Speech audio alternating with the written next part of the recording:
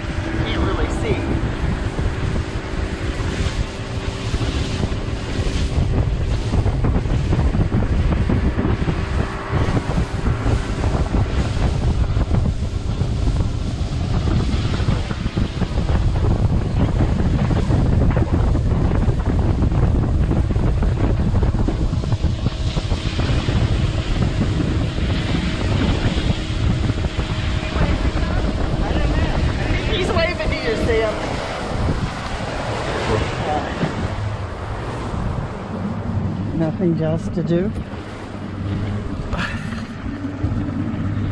How y'all doing today? Good. Off to a good start.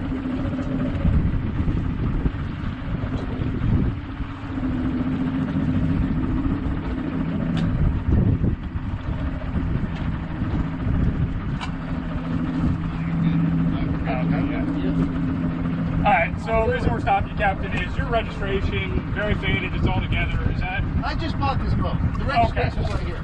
Yep.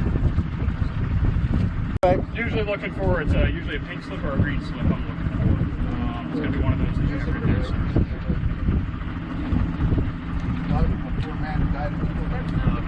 Sorry to hear that. This is the one I'm looking for.